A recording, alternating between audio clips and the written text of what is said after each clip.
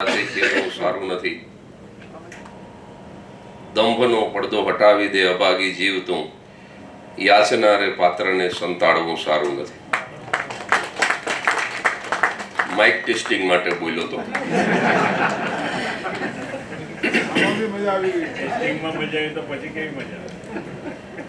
આ અવાજ શું શરૂ થયો?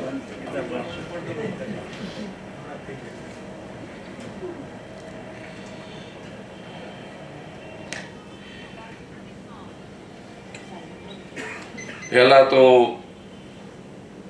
એક બે વિનંતી કરી દઉં મારી વાત શરૂ કરું એ પહેલા.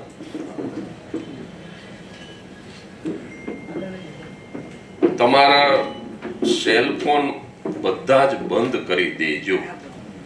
સ્ટેજ ઉપર બેઠા એ પણ અને સ્ટેજની સન્મુખ બેઠા એ પણ. એનું તમને કારણ કહું કે આ જે પ્રવાહ ઉતરતો હોય આમાં કશું ગોખેલું ન હોય, કશું ફિક્સ ન હોય. આજે જે મારે વક્તવ્ય આપવાનું છે એમાં ઉપરથી જે ઉતરે એ બોલવાનું છે. એટલે એમાં વચ્ચે કોઈની રિંગ વાગે કે કોઈ મોબાઈલમાં વાત કરે તો એ ધારા તૂટી જાય એટલા માટે વિનંતી કરું છું. અને એક વસ્તુ હું બહુ ચોક્કસપણે માનું પણ છું કે ભ્રષ્ટાચારી નેતાને ચૂંટવા માટે જો આચાર સંહિતા હોય તો સદાચારી કલાકારને સાંભળવા માટે પણ આચાર સંહિતા હોય.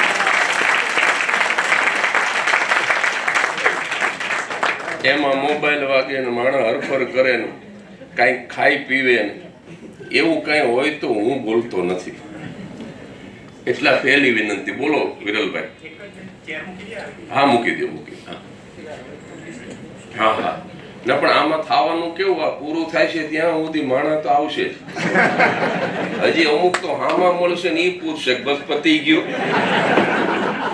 એટલે બીજી વિનંતી મારે એ જ કરવાની છે. કાર્યક્રમનો સમય 5 વાગ્યાનો છે, 6 વાગી ગયા છે અને હજી માણસ આવે છે. એટલે આ થોડુંક કેળવવા જેવું છે. સમય પાલન કેળવવા જેવું છે. આ બીજી વિનંતી હું એ જ કરવાનો છું કે 5 વાગ્યાનો સમય હોય ને 6 વાગ્યા હજી માણસ આવે અને પછી એના માટે આપણે દોડાદોડ કરવી એ બરાબર નહીં. સમયસર આવી ગયા હોય એને સાચવો. કારણ કે 1 કલાક મોડા જીવડાય. આ તો સમયસર શરૂ કર્યું તો અત્યારે પતી ગયું હતું. પણ ઘણી વખત મોડા પડવાનો ફાયદો છે. આ વર્લ્ડ ટ્રેડ સેન્ટર 9/11 ની દુર્ઘટના બની એમાં મોડા પડ્યા એ જ બચી ગયા. એટલે બીજી વિનંતી હું એ જ કરવાનો હતો. અને ત્રીજી વિનંતી આ સંસ્થાને હું કરવા માંગુ છું કે હવે આવું ગોઠવો ને તે 1200 ખુરશીનો હોલ રાખો.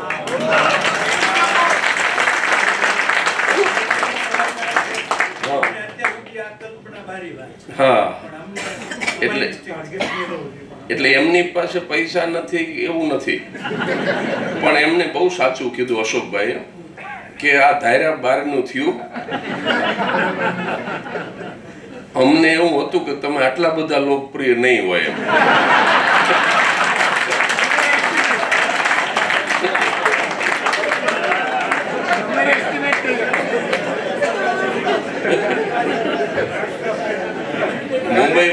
મુંબઈમાં એક કાર્યક્રમ હતો અને અશોકભાઈની જેમ જ પ્રમુખ આવ્યા, બિલો લગાડેલો. પેલા બધા બિલા બહુ લગાડતા. આવ્યો વીર બિલા વાળો, મને કે ઉભા રહો તમે ચાલુ કરો પેલા મારે 2 શબ્દ કહેવા જ. તમે બધા પ્રમુખ છે તો સારું જ બોલશે. મેં એને માઇક આપ્યું ને એ માઇક પકડીને કે જેટલા સભ્યોની ફી બાકી છે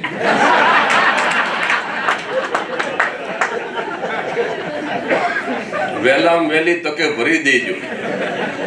અને જો નિયમિત ફી ભરશો તો આ જગદીશ ત્રિવેદી તો કાંઈ નથી, આનાથી સારો કલાકાર બોલાવે.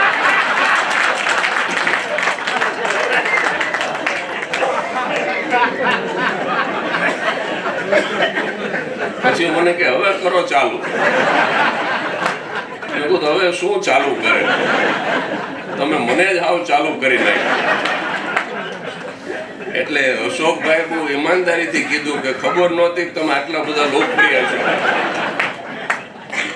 પણ આ હું નથી કરતો સાહેબ.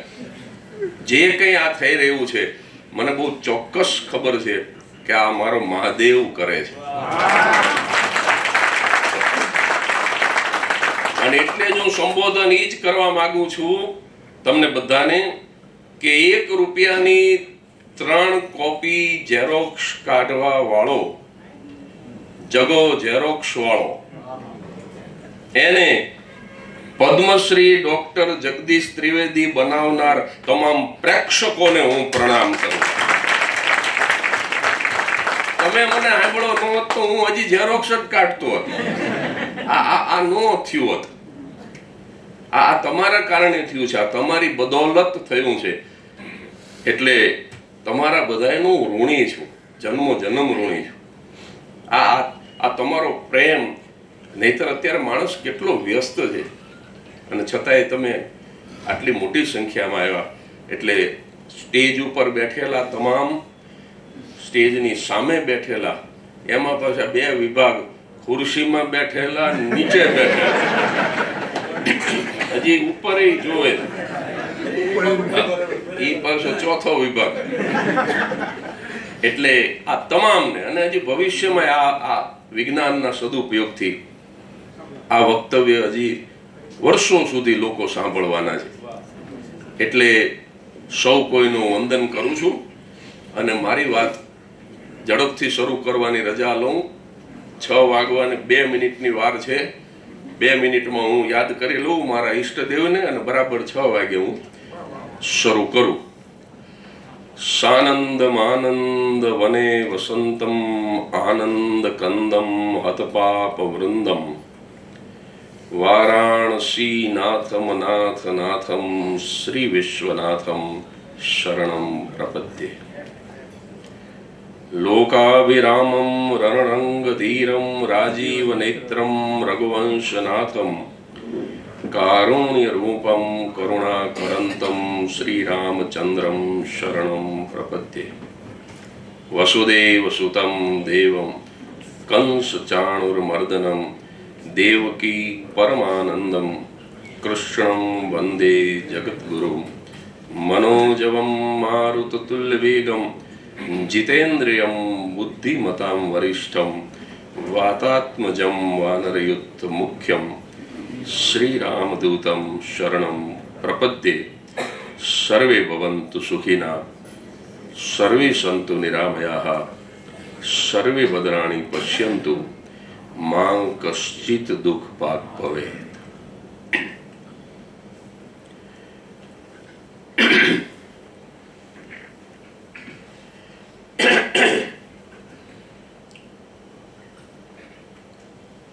કર્મોનું ગણિત આ આખા મહોત્સવનો એક કોમન સબ્જેક્ટ છે, જીવનનું ગણિત. અને આ એક મુખ્ય વિષયના પેટા વિષય જે 8 છે એમાંનો આજે પહેલો કર્મનું ગણિત. પહેલી વાત તો મુખ્ય વિષયને સ્પર્શ કરી લઉં 2-5 મિનિટ માટે કે જીવનનું ગણિત શું, જિંદગીનું ગણિત શું. એક ગુજરાતી કવિની અછાંદસ કવિતા પાઠ્યપુસ્તકમાં હું ભણ્યો છું, નામ કવિનું ભૂલી ગયો છું, પણ કદાચ મનસુખલાલ ઝવેરી, કદાચ એમણે એ કવિતાની અંદર એમ કીધું કે આ જિંદગી છે ને એ ગણિત જેવી છે. Life is just like mathematics. અને પછી એણે લખ્યું આગળ કે ગણિત જેવી શા માટે, તો કે ગણિતમાં જો તમે એકાદી રકમ ખોટી લખી નાખો અથવા તો કંઈક તમે જો એની ગણતરીમાં ભૂલ કરો તો આખો દાખલો ખોટો જ આવે, એનો જવાબ ખોટો જ આવે. અને એવું જ એમ કે જિંદગીની અંદર પણ જો તમે કંઈક એવી ભૂલ કરી નાખો તો સરવાળે એનો દાખલો, એનો જવાબ એ ખોટો આવે. આવું કવિએ લખ્યું અને પછી તરત જ આખો ભાવ પલટો છે એ કવિતાની અંદર, અને પછી કવિ લખે છે કે ના ના, આઈ એમ રોંગ. જિંદગી ગણિત જેવી નથી. શું કામ? તો કે ગણિતની અંદર બીજી વખત દાખલો ગણવાની તક છે, જિંદગીમાં ઈ નથી. જિંદગીમાં તો એક વખત જે જીવાઈ ગઈ બસ, એ પછી ભૂતકાળ થઈ ગયો. એટલે કવિએ જ પછી સાબિત કર્યું કે જિંદગી ગણિત નથી. એટલે આ જીવનનું જે ગણિત છે, આ વિષયને કેન્દ્રમાં રાખી જે મધુરાષ્ટક છે ને, પૂર્ણ પુરુષોત્તમ ભગવાન શ્રી કૃષ્ણનું, એમાં ગણિતના 8 પ્રવચન છે. એટલા આ છે ને ગણિતાષ્ટક છે. 8 દિવસ સુધી જુદા જુદા પ્રકારના ગણિત ઉપર ચર્ચા થવાની છે. પચ્ચીગર સાહેબે બહુ બુદ્ધિપૂર્વક આને ખરેખર પચ્ચીગર નહીં, આને તો પચ્ચાગર કેવું. 25 શું કામ? 50 જેવું કામ છે. આ ખરેખર કેટલા એમણે અદ્ભુત અહીંયા આયોજન કર્યા છે. ગીતાજી ઉપર પંચામૃત કર્યું, આદર્શો ઉપર પંચામૃત કર્યું, નીતિ ઉપર પંચામૃત કર્યું, અને આજે આ ગણિતાષ્ટક, મેથાષ્ટક, આપણે ઇંગ્લિશ અને ગુજરાતી બેને ભેગા કરો તો મધુરાષ્ટક નહીં પણ મેથાષ્ટક ગોઠ્યું. અને એમાં પાછો મુહૂર્તમાં મને બોલાવ્યું. એટલે અને આ છે ને મૂળ આ સંસ્થાનું નામ શું છે? The southern chambers of commerce and industries. એટલે આમાં ઉદ્યોગ, ધંધા, વેપારને પ્રોત્સાહન મળે એના માટે સ્થપાયેલી આ સંસ્થા. અને મને જણાવતા આનંદ થાય છે. તમે જાણતા હોય તો સારી વાત છે, ન જાણતા હોય તો તમને પણ આનંદ થશે કે આ ભારતની મોટામાં મોટી સંસ્થા છે, ગુજરાતની નહીં, કે જેની અંદર આટલા બધા ઉદ્યોગપતિઓ, આટલા બધા દુકાનદારો, આટલા બધા વેપારીઓ જે સંસ્થા નીચે લાભાન્વિત થતા હોય એવડી આ બહુ મોટી પરંપરાનું વહન આ લોકો કરી રહ્યા છે. અહીંયા બેઠા છે બધા. અને એટલા માટે જો આ કોમર્સ, આના પાયામાં કોમર્સ છે એટલે ગણિતનો વિચાર આવ્યો. આ જો ચેમ્બર ઓફ આર્ટ્સ હોત ને તો જિંદગીની કવિતા એવું ટાઇટલ હોત, કા જિંદગીનું નાટક. અને ચેમ્બર ઓફ સાયન્સ હોત તો જિંદગીનું વિજ્ઞાન વિષય હોત. પણ આ તો આ કોમર્સ છે, અને સાહેબ આમાં ગણતરી જ હોય, આમાં ગણિત જ હોય. એટલે આ બધા જુદા જુદા ગણિત, આમાં ગણિત પહેલા આવે. પણ એક વસ્તુ તમને કહી દઉં, જિંદગીમાં સાહેબ ગણતરી છે ને એ મગજ કરે છે, ગણિત છે એ મગજનો વિષય છે, હૃદયનો વિષય નથી. મગજ અને હૃદયમાં તફાવત છે. મગજમાંથી બુદ્ધિ જન્મે છે, હૃદયમાંથી પ્રેમ જન્મે છે. એટલે સાહેબ જ્યારે તમારું મગજ બંધ થાય ને ત્યારે તમારું હૃદય એક્ટિવેટ થાય. તમે ગણતરી બંધ કરો ને ત્યાંથી જ પછી જિંદગીની સાચી શરૂઆત શરૂ થાય. આ મેં 12મી ઓક્ટોબર 2017 ના દિવસે આ ધોળા પહેર્યા, આજથી 8 વર્ષ ને 3 મહિના પહેલા. અને તે દિવસે 3 નાનકડી પ્રતિજ્ઞા લીધી. જીવું ત્યાં સુધી સફેદ વસ્ત્રો જ પહેરીશ, જીવું ત્યાં સુધી વાળને કાળા નહીં કરું, એટલે કોઈ પણ પ્રકારનો મેકઅપ નહીં, રૂપાળા દેખાવાનો કોઈ પ્રયાસ નહીં. અને ત્રીજી નાનકડી પ્રતિજ્ઞા એ લીધી કે જીવું ત્યાં સુધી આખી દુનિયામાં કાર્યક્રમો કરીશ, પણ હવેથી કાર્યક્રમનો એક પણ રૂપિયો ઘરે નહીં લાવું. એટલે તે દિવસથી ગણતરી બંધ થઈ, મગજ બંધ થયું. મગજ બહુ વાપરવા જેવું અવયવ નથી. જેણે મગજ વાપર્યા છે એને કદાચ ભૌતિક ફાયદો થઈ ગયો હશે, પણ સાહેબ આધ્યાત્મિક રીતે બહુ મોટી ખોટ ખાધી છે. જેને જેને મગજ વાપરા છે, જેને, અને તમે મગજને જ પ્રાધાન્ય આપો એટલે તમે તમારા ભાગીદારને છેતરી શકો. વેપારની અંદર તમે મગજને પ્રાધાન્ય આપીને જીવો તો તમે તમારા ભાગીદારને છેતરી શકો, પણ હૃદયને પ્રાધાન્ય આપીને જીવો તમે જિંદગીમાં ખોટું ન કરી શકો. અને હવે તો પ્રામાણિકતાની વ્યાખ્યા બદલાઈ ગઈ. એક છોકરાએ એના પપ્પાને પૂછ્યું, 5 વર્ષનો છોકરો, કે પપ્પા પ્રામાણિકતા એટલે શું? તો એના પપ્પાએ એને તરત જ એક્ઝામ્પલ આપીને સમજાવ્યું કે હું ને રમણ કાકા અમે બંને ભાગીદારીમાં પ્રોવિઝન સ્ટોર ચલાવીએ છીએ. કે હા પપ્પા, તો કે હું જમવા માટે થઈને આવ્યો હોય અને આ ક્યાંક વાગે છે, આ બંધ કરો.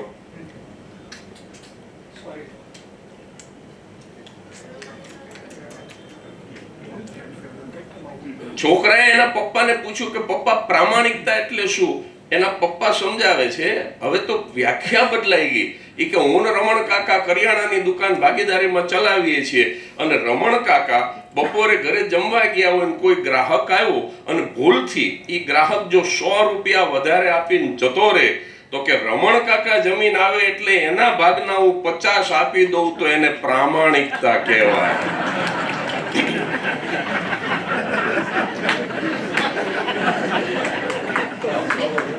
આ મગજને પ્રાધાન્ય આપીને જીવતી પ્રજાનો દાખલો છે. જો હૃદયને પ્રાધાન્ય આપ્યું તો ઓલા કસ્ટમરને 100 આપી દે, ભાગીદારને 50 ન આપત. એટલે ધીમે ધીમે હું કર્મ ઉપર જઈ રહ્યો છું, પણ ગણિતને સ્પર્શ કરીને જઉં. અમારા અંબાલાલને એના બાપા લઈ ગયા નિશાળને, માસ્તરને ગગલાવા માંડ્યા કે આવું ભણાવો, આ દર મહિને 1200 રૂપિયા શેના ભરીશ? માસ્તર કે પણ શું ભૂલ થઈ ગઈ? તો કે આ મારો છોકરો અંબાલાલ 40 ગુણ્યા 3 કહું છું 200 જવાબ આપે છે. 40 ગુણ્યા 3 બરાબર 200 થાય. માસ્તર કે શાંતિ રાખજો, દાખલ કર્યો ત્યારે 400 કહેતો. આ 6 મહિનામાં હું સમજાવીને 200 સુધી લઈ આવ્યો. અને મારા ઉપર ભરોસો રાખો, પરીક્ષા આવશે ત્યાં સુધીમાં 120 સુધી પહોંચાડી દઈશ. એટલે તમે મારા ઉપર ભરોસો રાખજો, પ્રવચન પૂરું થશે ત્યાં સુધીમાં 120 સુધી પહોંચાડી દઈશ તમને. પણ ધીરજથી, ધીમે ધીમે, હોલે હોલે. એટલે આ ગણિત જે છે ને એ મને બહુ ગળે ઉતરતું નથી. આ ભાઈ બેઠા છે ભરતભાઈ, અને હું બોલું તો એને કદાચ ન ગમે, પણ આ માણસ જે બેનની બાજુમાં જે ચેક્સનો શર્ટ પહેરીને બેઠા છે એ કામરેજ 4 રસ્તા ઉપર આશીર્વાદ માનવ મંદિર નામની સંસ્થા છે. સાહેબ કેવા લોકો જે મંદ બુદ્ધિના હોય, જે બિલકુલ પાગલ હોય, ઉકરડાની અંદર કચરાની અંદર હોતા હોય, ઉકરડામાં કોઈ બ્રેડનો ટુકડો નાખી જાય તો ઈ ખાઈ લે, ગટરનું પાણી પી લે. આવા જે માણસો હોય એવા માણસોને ત્યાં એમની સંસ્થામાં લાવી, એને નવડાવી ધોવડાવી, એના વાળ કાપી, એના તમામ પ્રકારના રિપોર્ટ કરી, એને શું દવા આપવી, રહેવું, ખાવું, પીવું, મેડિસિન સાથે તદ્દન મફત. આવા 1 2 નહીં, 750 માણસોને આ માણસ રાખે.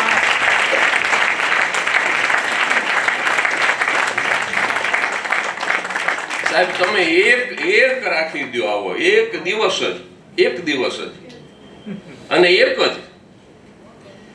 તો આ છે ને, આ મગજ બંધ કરીને બેસી ગયેલો માણસ છે, ગણતરી બંધ કરી દીધી છે, ગણિત ઉપર ચોકડી મારી.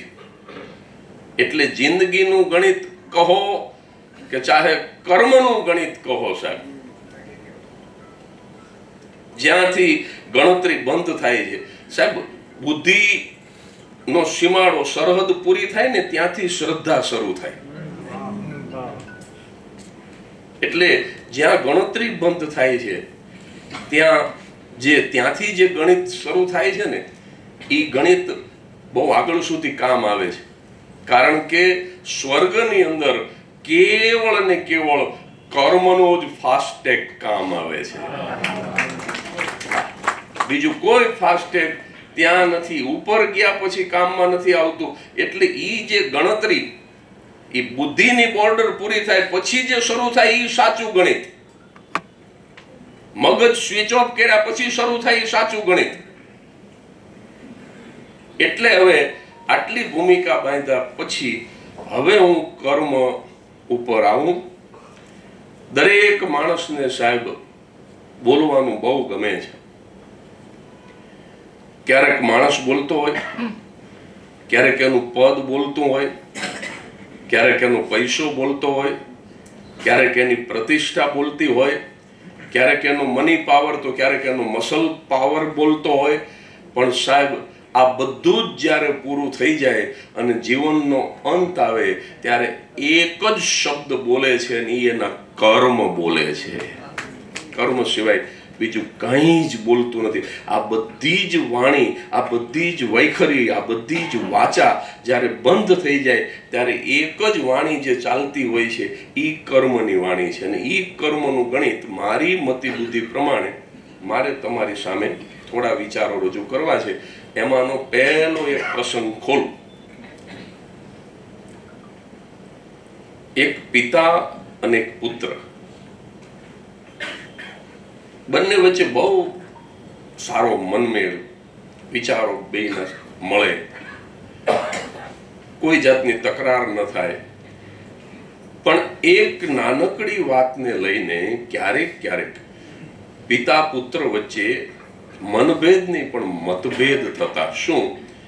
બાપ જે હતો ને ઈ વાદળી રંગના કાણાવાળા મોજા પહેરી લે અને છોકરો ઈ જોઈ જાય એટલે તરત જ કટાવી નાખે કે બાપા આ કાણાવાળા મોજા કાઢી નાખ. આપણે ગરીબ હતા ત્યારની વાત જુદી છે. હવે તો આપણે 2-3 સ્કીમ બહાર પાડીને 8-10 જણાને બૂચ મારી દીધા. હવે આપણે કાણાવાળા મોજા પહેરવાની જરૂર જ ક્યાં છે? જો આ મગજથી આ બધું આવી શકે, મગજ આ બધું લાવી શકે. હવે તો આપણે અમીર થઈ ગયા. હમણાં જ હું 1 ડઝન નવા મોજા તમારા માટે લઈ આવ્યો અને આ કાણાવાળા પહેરો કાઢી નાખો. એનો બાપ કે પણ મારે ક્યાં બૂટ કાઢવા છે? કોને ખબર પડવાની? બીજા જોવે કે ન જોવે, આપણને તો ખબર છે ને સાહેબ. દુનિયા ભલે જગદીશ ત્રિવેદી માટે ગમે એ માનતી હોય, જગદીશ ત્રિવેદીને પાકી ખબર હોય પોતે કેટલામાં છે. બીજા જોવે કે ન જોવે પણ આપણને જ ખબર છે કે આપણે અંગોઠો દેખાય એવા પહેરીને આવ્યા છીએ. માણસ પોતે પોતાની જાતને જાણતો હોય છે અને એટલે જ એકાંતમાં નથી રહી શકતો, કારણ કે જાતનો સંગ કરવો પડે છે. આ બધાય માણસોની સાથે અત્યારે બોલવામાં મને બહુ મજા આવે ને શેર લોહી ચડે, ગલગલિયા થાય કે આટલા બધા ઓવરફ્લો ક્રાઉડ સાંભળવા આવ્યો ને હજી ઉપર બેઠા છે. પણ હું એકાંતમાં નથી રહી શકતો. શું કામ? કે તમારા બધાયનો સંગ કરવો મને ગમે છે, કારણ કે તમે મને ઓળખતા નથી અને એકાંતમાં મારે મારી જાતનો સંગ કરવો પડે છે. હું મને બરાબર ઓળખું છું સાહેબ, હું મને બરાબર જાણું છું એટલે મારે નથી મળવું. એટલે એકાંતમાં જાતનો સંગ કરવો પડે છે અને એ બહુ કઠિન છે. એટલે માણસ તરત જ ફોન કરવા માંડે, કાં તો કોકને બોલાવી લે, કાં તો ફેસ ટાઈમ કરવા માંડે.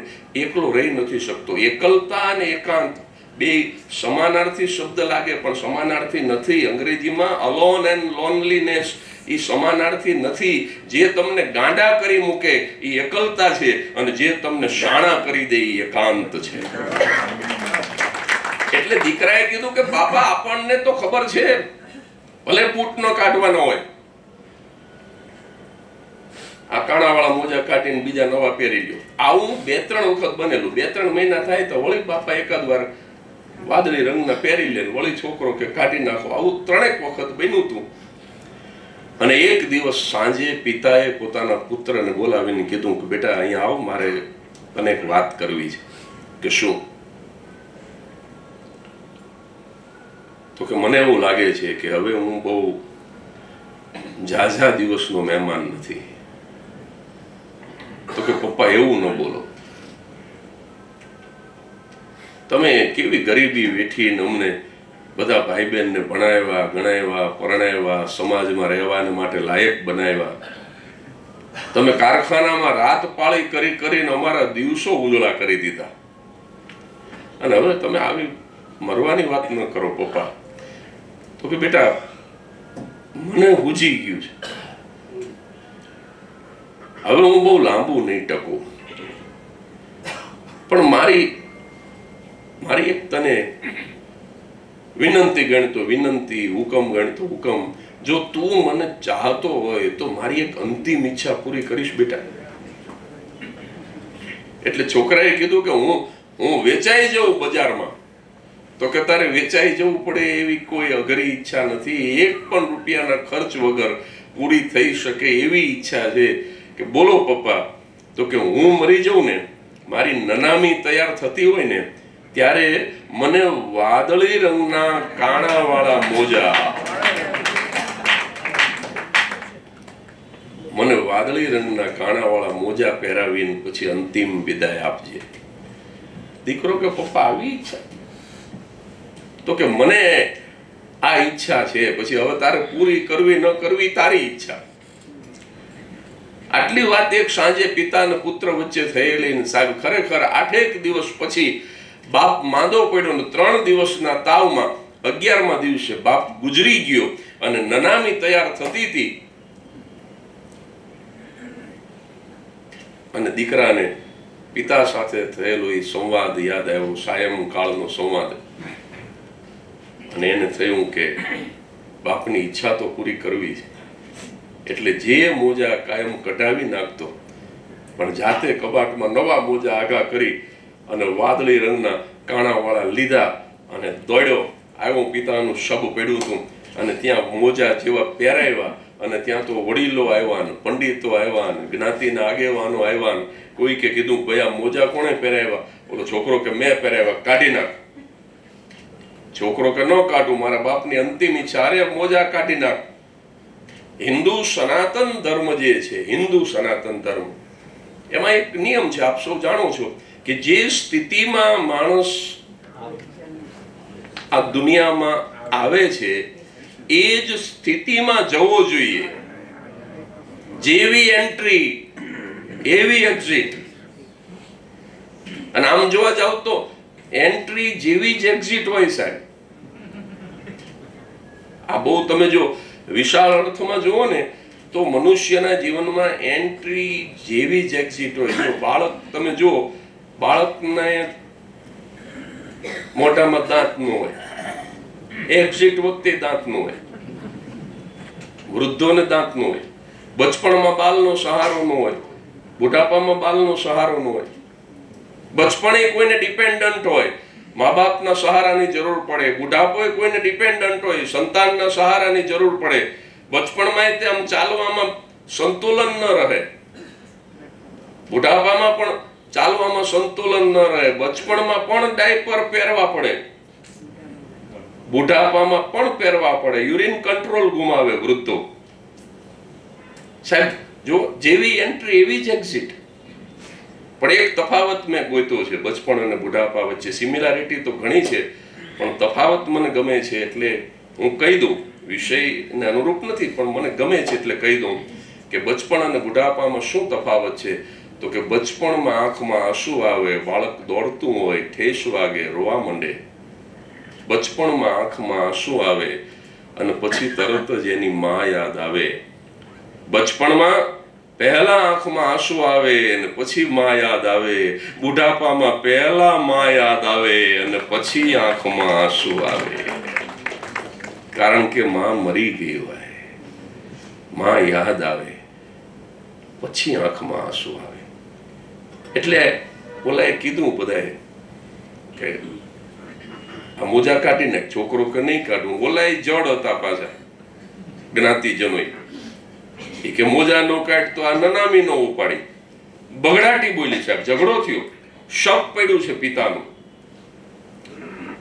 અને પછી એક ફુવા 70-72 વર્ષના ફુવા એ બરાબર ઝઘડો જામ્યો એટલે એક એન્વલપ લઈને આવ્યા. એ કે ઉભા આ મારો સાળો ગુજરી ગયો એ પહેલા 11 દી પહેલા મને એવું કહેતો ગયો છે કે હું ગુજરી જઉં પછી મોજા માટે થઈને બગડાટી બોલશે. આગાહી કરતો ગયો છે કે હું ગુજરી જઉં એટલે વાદળી રંગના કાણા વાળા મોજા ઈ જલસો કરાવી દેશે. એટલે ઝઘડો થઈ ગયો છે, પણ મને એન્વલપ આપતો ગયો છે અમારો સાળો, અને એને મને કીધું છે કે બરાબર ઝઘડો જામે ત્યારે જ્ઞાતિજનો, આપણા સગાવાલા, પંડિતો, આ બધાની ઉપસ્થિતિમાં આ કવર તમે ખોલજો, અને મારા એકના એક દીકરાને ઉદ્દેશીને મેં જે અંતિમ પત્ર લખ્યો છે મારા જીવનનો, એ બધાની વચ્ચે મારા દીકરાને વાંચી સંભળાવજો. એટલે હવે જો તમે ઝઘડો કરી લીધો હોય તો મને મરનારની ઈચ્છા પૂરી કરવા દો. બધા કે ના ના જલ્દી ખોલો. અનફુઆએ કવર ખોલ્યું, અંદરથી કાગળ કાઢ્યો તો મરનારે મરતા પહેલા પોતાના એકમાત્ર પુત્રને ઉદ્દેશીને બહુ નાનકડો પત્ર 2-3 લીટીનો જ લખ્યો હતો, અને એમાં એવું લખ્યું હતું કે મારા વાલા દીકરા, આ કાણા વાળા મોજા પણ દુનિયા સાથે નહીં લઈ જવા દે. કાણા વાળા મોજા પણ આ જગત સાથે નહીં લઈ જવા દે. એટલા માટે જો તને તારું યોગ ક્ષેમ વહામ્યમ, આપણા ઘરબાર ચાલી જાય, આપણા વ્યવહાર ચાલી જાય, આપણે ભૂખા સૂવું ન પડે, આપણે ઉઘાડા રહેવું ન પડે, આપણો વ્યવહાર ચાલી જાય, એટલું જો તારી પાસે એકઠું થઈ જાય તો સંપત્તિનો બહુ પરિગ્રહ ન કરતો દીકરા, જરૂરિયાતમંદને આપતો રહેજે, વેચતો રહેજે, વેચતો રહેજે. અને સાહેબ છોકરો આ એક જ પત્ર ઉપર હલી ગયો, અને ત્યાંથી એ પત્ર હાંભળો મગજ બંધ કરી દીધું, ગણતરી બંધ કરી દીધી. અહીંયા ગણિત શૂન્ય થઈ ગયું છોકરાનું જીવનનું. હવે આ પ્રસંગ મેં શું કામ કીધો કે કાણાવાળા મોજાએ સાથે આવવાના. અહીંયા ઇસ્લામ ધર્મના બંદાઓ બેઠા, એ કઈ લઈ જતા નથી, હિન્દુ લઈ જતા નથી, ખ્રિસ્તી લઈ જતા, કોઈ ધર્મનો કોઈ મનુષ્ય કઈ સાથે લઈ જતો નથી, કઈ સાથે આવતું જ નથી. તો સાથે શું આવે છે ઈ આજનો વિષય આવે છે. સાથે કઈ નથી આવતું એમ નહીં, સાથે આવે છે ચોક્કસ તમારા કર્મ સાથે આવે છે.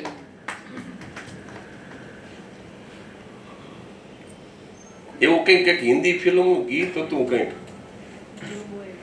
તેરે કર્મો કા હૈ તેરે જીવન સે નાતા, એવું કંઈક છે ને.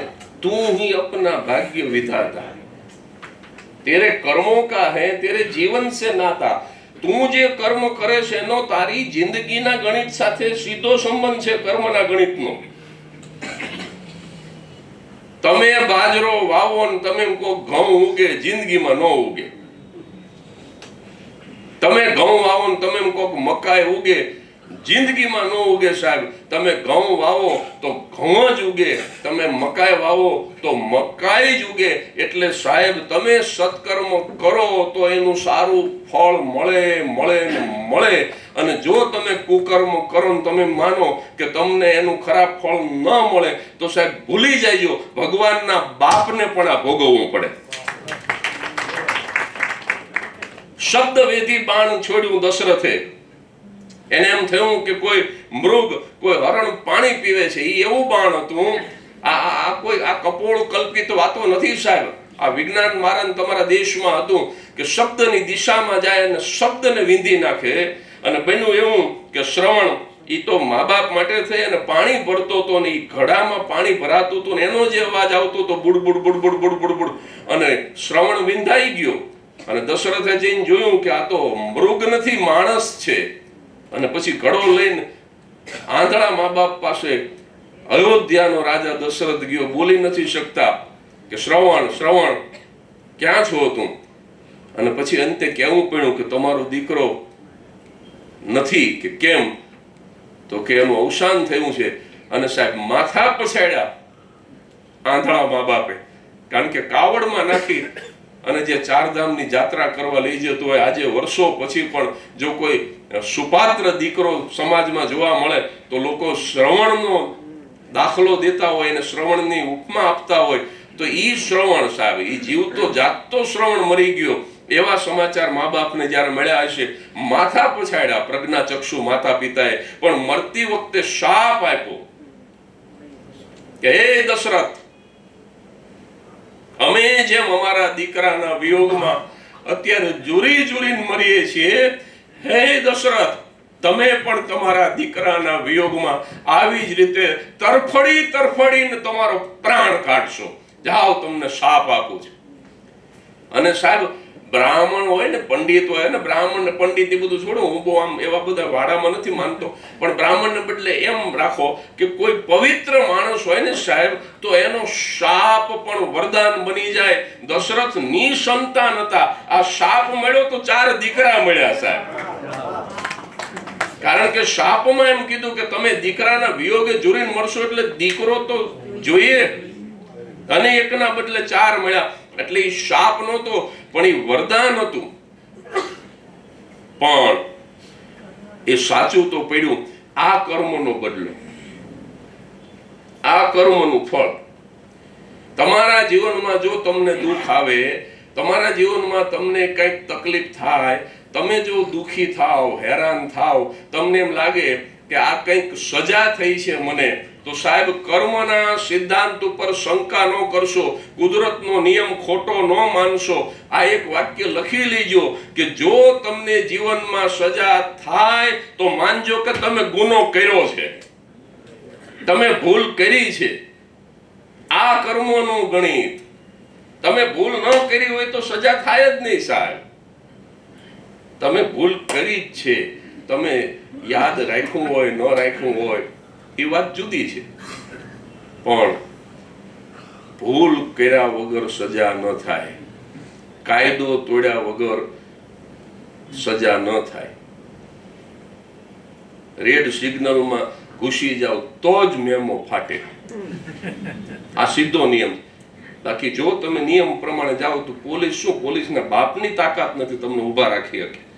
આ તો તમે નિયમ તોડો છો, એટલે પછી તમને કોન્સ્ટેબલ હોય તો એ મોટા ઉદ્યોગપતિને ઊભો રાખી દે.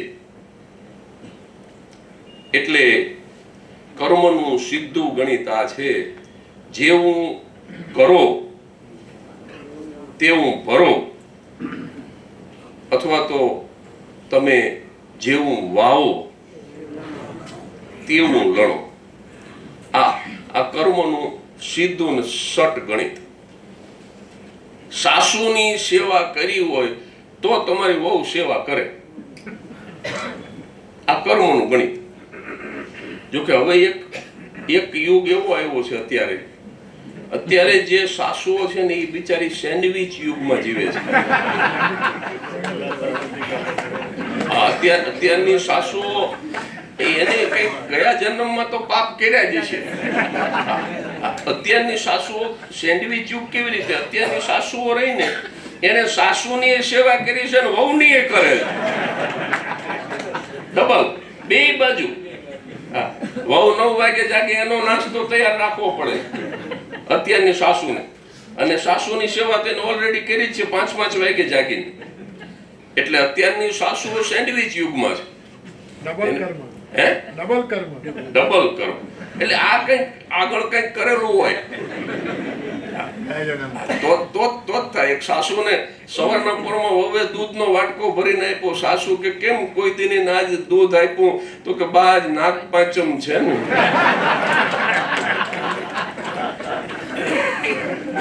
નાગણીને હારું જેટલું પીવે એટલું. બીજો વાટકો દઉં બા, બાકી જીવ ત્યાં સુધી દૂધ ન પીવું. એટલે સાહેબ હું થોડુંક મારું પ્રવચન ગંભીર નો થઈ જાય, કારણ કે મારો સ્વભાવ ગંભીર નથી, એટલે પ્રવચન ગંભીર કરવું એ તે બરાબર નહીં. એટલે હું વચ્ચે આવા ક્યાંક જો મને જડી જાય તો એક્ઝામ્પલ હું રજૂ કરીને થોડુંક હળવું કરતો રહીશ.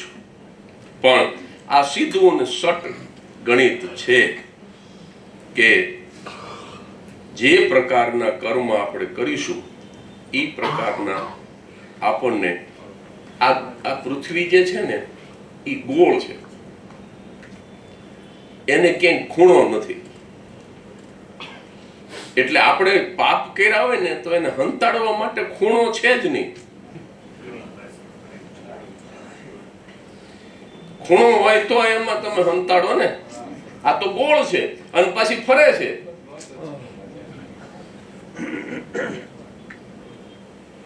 એટલે ફરતા ફરતા ફરતા ફરતા તમારા પાપ તમારી પાસે ન આવે એવું બને જ નહીં સાહેબ. આવે જ, આવ્યા વગર નો રહે. એક બાપા મરવા પડ્યા હતા, છેલ્લા શ્વાસ હાલે. વૈદ્યોએ, હકીમોએ, તબીબોએ કહી દીધું તું હવે દવાની જરૂર નથી, હવે દુવાની જરૂર છે, હવે આ જીવ ગતિ કરી જાય તો સારું. દવાઈ બંધ કરી દીધી હતી અને બાપા પડેલા ખાટલામાં, છેલ્લા શ્વાસ હાલે ને એમાં આ ડોહો બોલ્યો, ઈ કે મોટો દીકરો મનસુખ. ત્યાં તો મનસુખાએ જમણો હાથ પકડ્યો, ઓશિકા પાસે બેઠો હતી કે બાપા આ બેઠો. હારું હારું. વળી થોડીક વાર થઈ તો કે વચેટ વિનિયો. ત્યાં તો વિનિયાએ ડાબો પકડ્યો, એ કે બાપા આ બેઠો, આ ઓશિકા પાસે બેઠો છું. હારું હારું. વળી થોડીક વાર થઈ તો કે નાનો નભૂડો. નભૂડો પાંગે તે બેઠો હતો, એને પગ દબાયો, એ કે બાપા આ પાંગે તે બેઠો. આ ડોહો મરવા પડ્યો હતો તોય પાછો કે ત્રણેય દીકરા ઘરે, દુકાન હાવ રેઢી. એ દુકાન રેઢી બોલ્યા ને જીવ જતો રહ્યો, જીવ ગતિ કરી ગયો. પણ એ દુકાનની ચિંતામાં જીવે ગતિ કરી. આ બધા વ્યવસાય સાથે સંકળાયેલા છે એટલે આ દાખલો દઉં. આમાં દુકાન વાળા ને કારખાના વાળા ને બધા હોય. આમાં કઈ કર્મકાંડી બ્રાહ્મણ તો કોઈ દેખાતા નથી. એટલે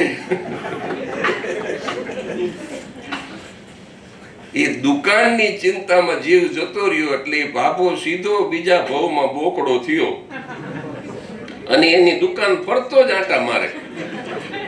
અને જેવો બાજરાની ગુણમાં મોઢું નાખવા જાય ત્યાં મનસુખો, વિન્યો, નભોડો ત્રણેય દોડે અને લાકડીએ હગા બાપને મારે, પણ બાજરો ન ખાવા દે. સાહેબ આ કર્મોનું ફળ છે. મરતી વખતે પણ એને ગણિત ગણ્યું.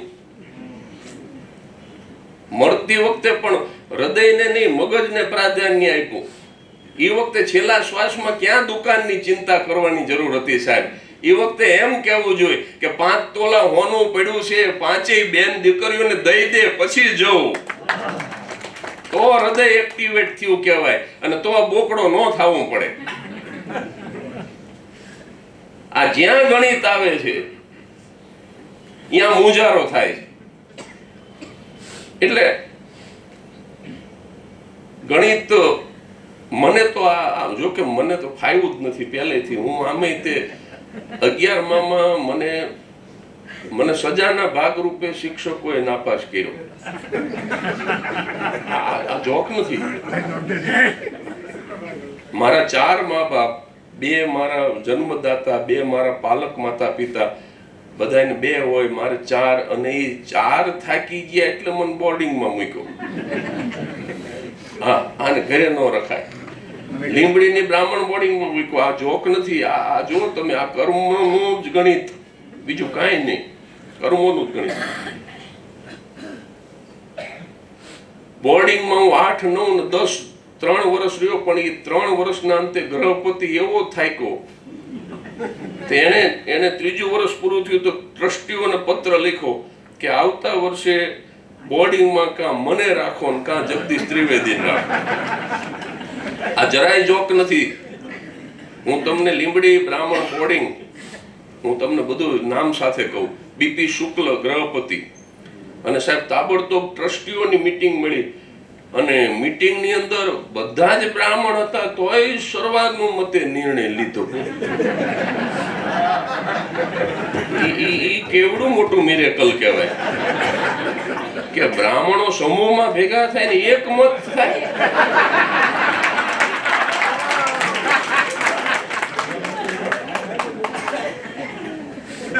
મને અહીંયા બેઠા છે ને હું વખાણ કરું છું નહીં સાહેબ, પટેલ સમાજ ઉપર મને ખરેખર અભિમાન છે કે એકતા તમારે જોયું હોય ને તો પટેલ સમાજના આયોજન જોવો તમે. અમારે તો 3 ભેગા ન થઈ શકે, 3 પ્રમુખ, મંત્રી, ખજાનચી, આ 3ના મત એકનું હોય. પણ મારું દુર્ભાગ્ય, મારા ક્યાંક ગયા જન્મના કર્મનું ગણિત, તે બધા એકમત થઈ ગયા ને ઈ કે આટલા ટૂંકા પગારમાં બીજો ગ્રહપતિ નહીં મળે તો શું કરાય કે વિદ્યાર્થીને કાઢો. સાહેબ, લીંબડી બ્રાહ્મણ બોર્ડિંગના આજ દિવસ સુધીના ઇતિહાસમાં ટ્રસ્ટીઓએ કોઈ વિદ્યાર્થીને રસ્ટિકેટ કર્યો હોય એવો એકમાત્ર વિદ્યાર્થી થવાનું સૌભાગ્ય મને મળ્યું છે. કઠિયારો કે છે. અને પછી થાકવાનો વારો અમારી ગીજુભાઈ શુક્લ કુમાર વિદ્યાલય એટલે GS બોયઝ હાઈસ્કૂલ લીંબડી, એના શિક્ષકોનો હતો. એ વખતે મારી સાથે, મતલબ મારી ઉંમરના જે છે એ બધાને ખબર છે કે એ વખતે 11મું લોકલ પરીક્ષા ગણાય. જે શિક્ષક ભણાવતા હોય એ જ પેપર કાઢીને એ જ પેપર જોવે. એટલે અમારા સમયમાં 11મા ધોરણમાં કોઈને નાપાસ કરવાનો કુરિવાજ નહોતો. બધાને તકો મારી દે, પછી 12માં જે થવું એ થાય. પણ અમારી હાઈસ્કૂલના મારા વિદ્યાગુરુઓએ મારા તોફાનોથી કંટાળી મને સજાના ભાગરૂપે 11મા ધોરણમાં નાપાસ કર્યો. 11મા ધોરણમાં શિક્ષકોએ નાપાસ કર્યો. 12મા ધોરણમાં મેં મારી લાયકાતથી નાપાસ થઈને દેખાડ્યો. કારણ કે મને ગિલ્ટી ફીલ થઈ કે આપણે એવા તે કેવા હેન્ડીકેપ કે નાપાસ થવા માટે શિક્ષકોનું અવલંબન લેવું પડે. આપણે આપણી મળે નાપાસ ન થઈ શકી. અને મને 82ની સાલમાં ખબર હતી કે 12માં ગુજરાતની ગાદી ઉપર નરેન્દ્રભાઈ મોદી આવશે અને આત્મનિર્ભર થવાની વાત કરશે. હું 82માં નાપાસ થવાની બાબતમાં આત્મનિર્ભર થઈ ગયો સાહેબ. ખરેખર તો શું હતું કે દેખાદેખીમાં સાયન્સ લઈ લીધું હતું. હવે હું વિજ્ઞાનનો નહીં, અજ્ઞાનનો માણસ. વિજ્ઞાનમાં કઈ કવરેજ પકડાણું નહીં. પાસ તો ઘણું થવું હતું પણ દાંડી મારી. એટલે સાહેબ 2 વખત નાપાસ થયો. પણ આ આડવાત જેવું લાગશે, આ ગણિત છે ને એ વખતે નહોતું આવડતું. એ વખતે જો 800 પછી તો આર્ટ્સમાં ગાડી સડસડાટ દોડી. પણ જે યુવાન, જે વિદ્યાર્થી ભાઈ બહેનો અહીંયા બેઠા છે એને ભલે આડવાત લાગે તો હું એક લીટી કહી દઉં કે 2 વખત નાપાસ થયો, સમાજમાં બદનામી થઈ. લીંબડીના જગદીશ આશ્રમ પાસે ભોગાવો નદી, જગદીશ આશ્રમ અને નદીની વચ્ચે આ જગદીશ મોડી રાત સુધી રોયો. કારણ કે સમાજમાં બદનામી થઈ કે જેના 4 મા બાપ શિક્ષક, એનો છોકરો 2 વાર નાપાસ થયો. વૈદના તો ખાટલે જ હોય. આવી બધી વાતો થવા માંડી સમાજમાં. મા બાપ દુઃખી થયા. મને દુઃખ થયું કે મેં મારી બોર્ડિંગના ટ્રસ્ટીઓને, ગૃહપતિને દુઃખી કર્યા, મારી સ્કૂલના મારા શિક્ષકોને દુઃખી કર્યા, મા બાપને દુઃખી કર્યા. એટલે બહુ પસ્તાવો થયો. મોડી રાત સુધી રોયો. પણ સાહેબ સામે જ નદી ચાલી જતી હતી. મને 1 સેકન્ડ માટે પણ નદીમાં કૂદીને મરી જવાનો વિચાર નથી આવ્યો. અને આજના છોકરા છોકરીઓ 1% નહીં, 1 માર્ક ઓછો આવે ને પંખે ટીંગાઈ જાય. સાહેબ 2 વખત નાપાસ થયા પછી ઊભો થયો મધરાતે, ત્યારે એક સાત્વિક પ્રતિજ્ઞા સાથે ઊભો થયો તો કે ભલે 2 વખત નાપાસ થયો પણ 2 વખત PhD કરીને ન બતાવું તો હું જગદીશ ત્રિવેદી નહીં. 2 ના બદલે 3 વાર કર્યું. એટલે આ મારા અહમની અભિવ્યક્તિ ન ગણશો, પણ મારું ગણિત ભણવામાં કાચું હતું. અને આ રીતે આમ જુઓ તો દુનિયાદારીની રીતે મારું ગણિત કાચું જ છે. પણ સાહેબ અમે જે દાખલા ગણ્યા છે ને એ સમાજમાં દાખલો બની ગયા છે. આ જે આપણે દાખલા ગણ્યા, ભરત માંગુકિયા હોય તો ભલે, અને સમાજનો કોઈ પણ સેવક હોય તો ભલે, અને નાનકડું જે કે હું કામ કરી શક્યો મારી 58 વર્ષની યાત્રામાં, તો આ દાખલો સાચો છે, આ દાખલો ગણવાનો છે, આ ગણિત શરૂ કરવાનું છે. સાચું ગણિત આ છે, થૂંક વાળી આંગળી કરીને પૈસા જ ગણવા, ઈ ગણિત નથી સાહેબ. એક અછાંદસ કવિતા, અત્યારે મને શબ્દો યાદ નથી, અચાનક યાદ આવી છે. હું આ કઈ નક્કી કરીને નથી આવ્યો, હું સામે ઘડિયાળ સામે જોઈને બોલું છું. આ બધું કઈ ગોઠવીને નથી આવ્યું. હું તમને ઈશ્વર સોગંદ ખાઈને કહું છું.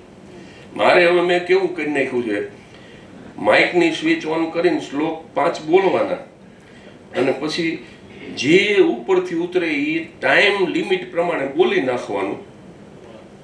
એટલે મને સામે ઘડિયાળ છે, હું બરાબર 7ના ટકોરે પૂરું કરી નાખી, અને મને 60 મિનિટ આપી છે. એટલે આમ મોડું શરૂ કર્યું છે ને તમારે 45 પૂરું કરવું હોય તોય મને વાંધો નથી.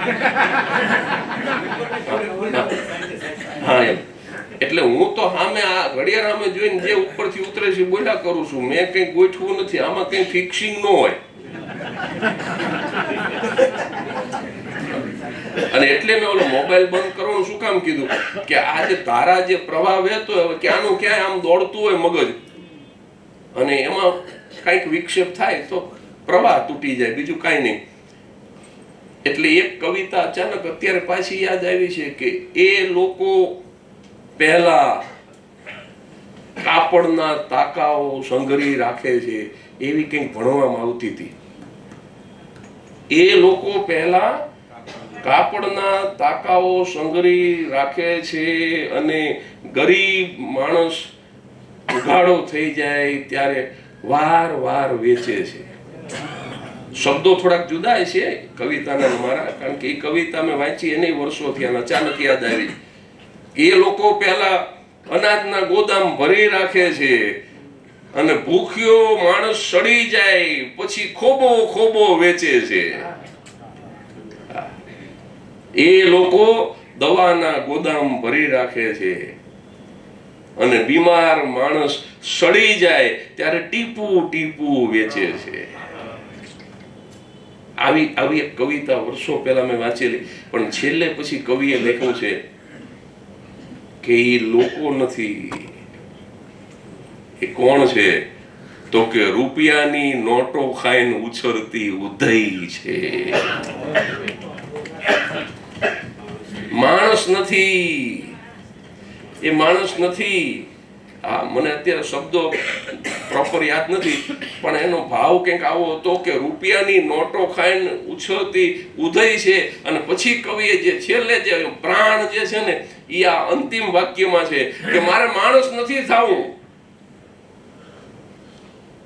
તો તારે શું થવું છે તો કે આ રૂપિયાની નોટો ખાઈ ઉછળતી ઉધઈને મારી શકું એવી જંતુનાશક દવા થાવ તો પણ ઘણું છે.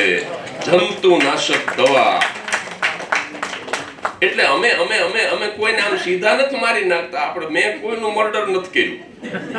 અમે કથાકારો હોય કે કલાકારો હોય કે મોટિવેશનલ સ્પીકર હોય કે સાહિત્યકારો હોય જે લખીને સમાજને કંઈક આપે છે, પચ્ચીગર સાહેબ જેવા જે નાટ્ય અભિનેતા હોય કે જે અભિનય દ્વારા કંઈક સમાજને આપે છે. કોઈ લખીને આપે, કોઈ નાચીને આપે, કોઈ અભિનય કરીને આપે, કોઈ બોલીને આપે, કોઈ ગાઈને આપે, કોઈ વગાડીને આપે.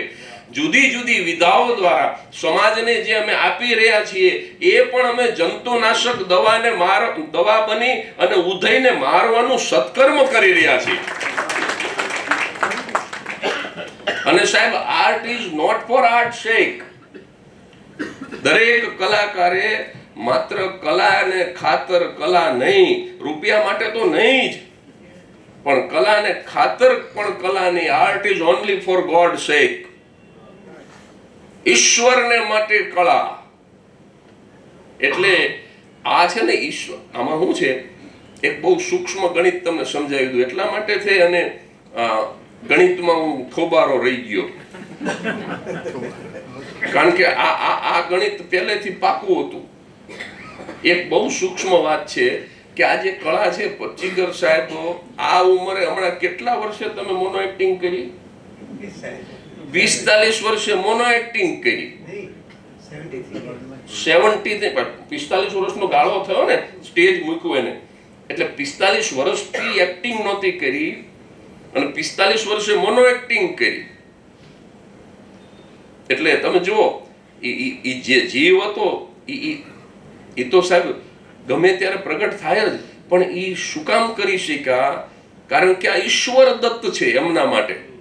એક્ટિંગ ગોડ ગિફ્ટેડ છે. Sense of humour is a gift of God. આ કળા કોઈ પણ હોય, લેખનની કે અભિનયની કે વાચિક, એ ઈશ્વર દત્ત છે. એનો મતલબ શું થયો? ઈશ્વરે આપેલી છે, ગોડ ગિફ્ટ, બરાબર, માલિકની મહેરબાનીથી મળેલી છે. એટલે ઈશ્વર જે આપે એ બધી પ્રસાદી ગણાય. આ સીધું ગણિત ભાસ્કરભાઈ. ઈશ્વરે આપણને કળા આપી એટલે એ ઈશ્વરની પ્રસાદી ગણાય. મને બ્રાહ્મણના દીકરાને એટલી ખબર પડે કે પ્રસાદી વહેંચાય, પ્રસાદી વેચાય નહીં સાહેબ. આ એક જ સરળ ને સીધી વાત.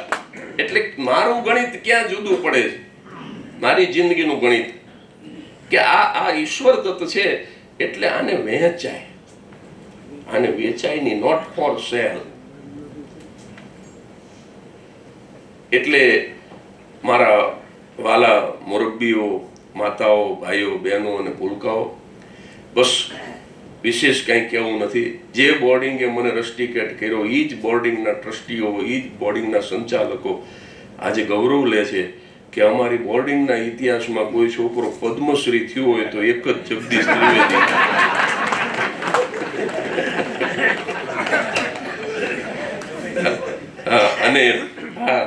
અને અમારી હાઈસ્કૂલના શિક્ષકો એટલા માટે ગૌરવ લે છે કે લીંબડી જાઓ તો અચૂક જાજો. લીંબડીની ગીજુભાઈ શુક્લ કુમાર વિદ્યાલયની અંદર અત્યારે પદ્મશ્રી ડોક્ટર જગદીશ ત્રિવેદી પુસ્તકાલય છે. જે હાઈસ્કૂલે મને નાપાસ કર્યો ત્યાં હું આમ રકમ બોલતા સંકોચ થાય, પણ 11 લાખ રૂપિયા આપી શક્યો અને પુસ્તકાલય એ લોકોએ મારું નામ આપ્યું. અને મેં એમને કીધું ખરું, ઉદઘાટન મારા હાથે કર્યું. મેં કીધું 11માં નાપાસ કર્યો એટલે 11 આપ્યા.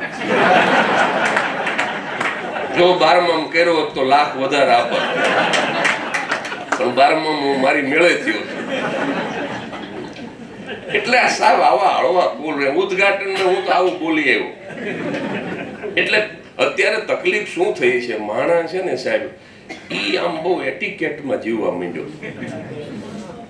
જિંદગીનું ગણિત કંઈક જુદું કરી નાખ્યું અને આ બધી સમસ્યા એમાંથી થઈ છે. આમ એમ કે આપણે છે ને થોડુંક આમ અંતર રાખવું, કીપ ડિસ્ટન્સ. બીજા કોઈ માણસ કસ્ટમર હોય કે કોઈ પણ સ્વરૂપે માણસ મળે, અમને અમારા ચાહકો મળે, એ અમારા કસ્ટમર નથી. અમે કષ્ટ આપીને મારી નાખ્યા હોય તો વાત જુદી છે, લાંબા પ્રવચનો કરી કષ્ટ સહન કરીને મરી જાય એ કસ્ટમર. એટલે એમ કસ્ટમર હોય તો વાત જુદી છે, એ તો અમારા ચાહકો છે. પણ કોઈ પણ માણસ મળે સાહેબ, કારખાના વાળાને એનો ગ્રાહક મળે કે દુકાન વાળાને એનો મળે કે વકીલને એનો અસીલ મળે કે ડોક્ટરને એનો પેશન્ટ મળે કે શિક્ષકને એનો વિદ્યાર્થી મળે કે કલાકારને એનો ચાહક મળે, તો હવે એવો સમય આવી ગયો કે આમ ડિસ્ટન્સ રાખવું, કીપ ડિસ્ટન્સ. આપણે બહુ અતપ્રોત ન થઈ જવું, એટલે એમ કે આપણું વર્ચસ્વ રહે. આવી જુદી ગણતરી ગણવા માંડ્યો સમાજ, એમાંથી બધી સમસ્યા થઈ. ઘણીવાર અમારા કલાકારો શું કરે, પડદો પડે ને એટલે પાછળના બાયણે જ ભાગી જાય કે અમે કોઈને ફોટા નહીં પડાવીને, ઓટોગ્રાફ નહીં આપીને, ફોટોગ્રાફ નહીં આપીને. અને હું મારા દરેક કાર્યક્રમમાં બોલું છું ને આજે હું કહી દઉં, કાર્યક્રમ પતે પછી હું 15-20 મિનિટ સ્ટેજ ઉપર ઊભો રહું અને નાનામાં નાના માણસને મારી પાસે આવીને મને બથ ભરવાની છૂટ. ફોટાની ક્યાં વાત કરો છો? કારણ કે એનું કારણ એક જ સાવ સરળ છે સાહેબ. જો આ ગણિત મારું જિંદગીનું ગણિત આ છે કે આ લોકોએ તો બનાવ્યો છે, મને અહીં સુધી પહોંચાડ્યો છે. આમણે આ હેઠે બેહીને સાંભળે. આજે એક પોડકાસ્ટ કરવા જતો હતો સુરતમાં સવારે, એમાં એક ભાઈ સ્કૂટર લઈને પડખેથી નીકળ્યો, ખાલી જોઈ ગયો મને એ કરીને એવી રાડી પાડી કાચ હતો તોય મને સંભળાણી. એટલે મેં કીધું શું છે? અરે કે તમે ગાડી ઊભી રાખો, ગાડી. અરે મેં કીધું ટ્રાફિક છે, અહીંયા હોર્ન મારે બધા. મને કે હું તમને સાંભળું છું, ફોટો પડાવો છો. તે પછી થોડેક આગળ જ્યાં ઊભી રખાયું હતું ત્યાં ગાડી ઊભી રાખીને હું ઉતરી ગયો ને પછી એને સેલ્ફી લીધી ને હું કે તમને હું બહુ સાંભળું છું, તમારા રીલ સાંભળું છું. અને પાછું મને કે તમે પ્રી વેડિંગ શૂટિંગનો વિરોધ કર્યો ને એ રીલ કે મેં જોયું અને મારા લગ્ન આવતા હતા ને મેં પ્રી વેડિંગ કેન્સલ કરી નાખ્યું.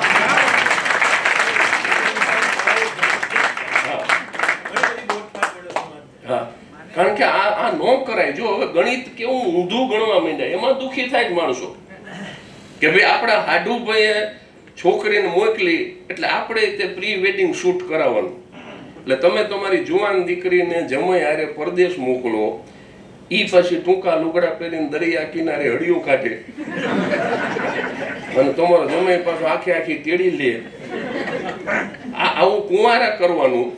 અને સાહેબ જેની પાસે રૂપિયા છે ને એ કદાચ 5 લાખ ખર્ચી નાખે તો વાંધો નહીં, પૈસા નથી ઈવડા ઈ પાછા દેણું કરીને પ્રી વેડિંગ શૂટ કરાવે. જો જિંદગીનું ગણિત કેવું થઈ ગયું. પછી દાખલા ખોટા જ પડે ને, દાખલા ખોટા જ પડે, કારણ કે ગણિત બદલાઈ ગયું. આ ગણિત આ પદ્ધતિ જ સાચી નથી. દરેક દાખલો ગણવાની એક મેથડ હોય પણ ખોટી રીત છે, સમજ્યા? તમે હાવ પેપર કોરું મૂકી દો ને તોય પરીક્ષકને એમ થાય કે સ્વચ્છતાના 5 માર્ક આપો.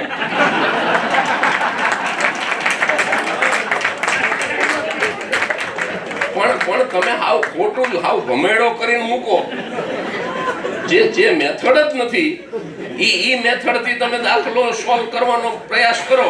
આ મેથડ નથી સાહેબ, આ આપણી સંસ્કૃતિ નથી. પ્રી વેડિંગ શૂટ આ મેથડ જ નથી, આ ખોટું ગણિત ગણવા માંડ્યા અને આ કર્મોનું ભાથું બાંધી છે. પછી એની અંદર જે સમસ્યા થાય એ બધા કર્મોના ભાથા. એક ફોટોગ્રાફર મારો ભાઈબંધ છે, મને કે હું 15 દીમાં મને કે આલ્બમ આપી દઉં. અરે મેં કીધું કોઈ 6 મહિના સુધી નથી દેતા અને તું 15 દીમાં આપી દે. અરે મને કે પણ મહિનો મોડું કરું તો છૂટાછેડા થઈ ગયા હોય, પછી બિલ નથી આપતું કોઈ. એ કે તું રાખ, અમાર નથી જોતું. એટલે ઈ છૂટા પડે પેલા પૈસા લઈ લો, વર અને કન્યા છૂટા પડે પેલા છૂટા લઈ લો. આ જિંદગીનું ગણિત ખોટું ગણ્યું છે એટલે દાખલો ખોટો પડે છે સાહેબ. तेरे कर्मों का है तेरे जीवन से नाता, तू है अपना भाग्य विधाता. આ બબે વખત નાપાસ થયા પછી આ મેં જ ભલે ઈશ્વરની કૃપાથી જ થઈ શકે, હું એક શ્વાસ પણ ન લઈ શકું ઈશ્વરની કૃપા વગર, પણ અથાક પરિશ્રમ કરી, રાત દિવસ મહેનત કરી અને આ કારકિર્દીનું નિર્માણ કર્યું અને એક મંજિલ સુધી પહોંચી ગયો. મંજિલ નહીં, એક ઉતારો, એક પડાવ. મંજિલ તો હજી બાકી છે પણ એક ઉતારા સુધી, એક પડાવ સુધી પહોંચી ગયો. પછી એમ થયું કે બસ આટલું પર્યાપ્ત છે. એટલે પછી આપણે આ કર્મો, આ ગણિત ગણવાનું શરૂ કર્યું અને આ ગણિત રહ્યું ને એ જ સાહેબ ઉપર સાથે આવે છે. આ નીચેનું ગણિત આવ ખોટું. મેં શરૂઆતમાં જે કહ્યું ને કે કર્મ સિવાય, સાહેબ તમારી પત્ની છે ને એ બહુ તો તમારા ઘરના બારણા સુધી જ્યારે તમારી નનામી ઉપડશે, આમાં કોઈ અમર હોય તો આંગળી ઊંચી કરો. કદાચ કોઈ આવ્યું હોય, કોઈ અમર કરવામાં તો જરાક આંગળી ઊંચી કરો. તો જો કોઈ અમર ન હોય એનો મતલબ કે બધા મરવાના. હવે પુરુષો જે છે એને હું કહું કે તમે જ્યારે ગુજરી જશો ત્યારે તમારી પત્ની તમારા ઘરના ગેટ સુધી આવશે, બહુ તો સોસાયટીના નાકા સુધી આવશે. પછી એને બૈરા કહે છે કે હવે અહીંયા ઊભા રહી જાવ, આગળ નથી જવાનું. 4 શ્રીફળ સિવાય કાંઈ નહીં હોય. અને એ શમશાનની બહાર જ્યાં હજી અંદર જવાનો ગેટ આવશે ને ત્યાં કે ભાઈ ઊભા રહો, આ 4 શ્રીફળ લઈને જાવો ન જોઈએ, ફોડી નાખો. એટલે એ સ્મશાનના ગેટમાં દાખલ થાવ એ પેલા ફેરવીને એ 4 શ્રીફળ એ કાઢી નાખશે સાહેબ. અને દીકરો બહુ તો સાહેબ તમારી ચિતા લાકડાનો ઢગલો જે ગોઠવેલો છે ત્યાં સુધી આવશે અને પછી પછી સાહેબ છેલ્લું જે ખાપણ જેને કફન કહેવાય એ પણ ખેંચી લે.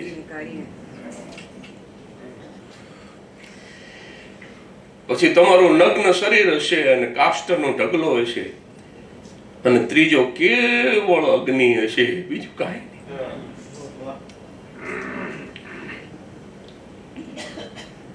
આ છે જિંદગીનું ગણિત.